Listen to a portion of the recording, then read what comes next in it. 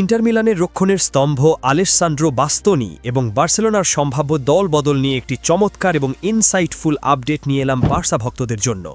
যদি এই গুঞ্জন সত্যি হয় তবে তা হবে বার্সা ভক্তদের জন্য খুবই উৎসাহব্যঞ্জক খবর। চলুন মূল প্রসঙ্গে যাই।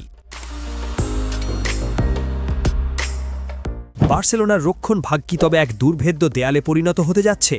স্প্যানিশ জায়ান্টদের রাডারে এবার ইতালিয়ান এক সেনাপতি। স্প্যানিশ সংবাদ মাধ্যম মার্কার দেওয়া এক চাঞ্চল্যকর খবর অনুযায়ী ইন্টার মিলানের ২৬ বছর বয়সী ডিফেন্ডার আলেসসান্দ্রো বাস্তনি বার্সেলোনায় যোগ দিতে ইচ্ছুক এবং ইন্টার মিলানের সাথে আলোচনার দরজা খুলে দিয়েছেন। হ্যাঁ বন্ধুরা, ট্রান্সফার উইন্ডোর আগে বার্সা সমর্থকদের জন্য এটি হতে পারে সবচেয়ে বড় খবর। আসন্ন মৌসুমের জন্য বার্সেলোনার স্পোর্টিং ডিপার্টমেন্টের প্রধান লক্ষ্য হল একজন লেফট ফুটেড সেন্ট্রাল ডিফেন্ডার, এমন কেউ যার পায়ে বল থাকবে সাবলীল এবং আকাশে এরিয়াল ডুয়েলে যার দখল হবে অপ্রতিদ্বন্দ্বী। হান্সি ফ্লিকের কৌশলে বাস্তনি হলেন সেই পারফেক্ট পিস, যিনি রক্ষণে স্থিতিশীলতা আনার পাশাপাশি আক্রমণ ভাগ্যেও বল সাপ্লাই দিতে দক্ষ একজন ডিফেন্ডার।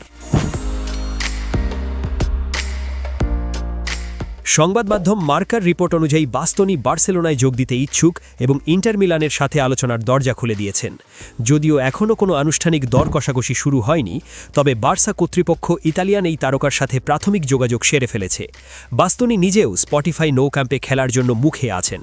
তবে এই ডিলের পথে সবচেয়ে বড় পাহাড় হল বাস্তনির চড়া দাম।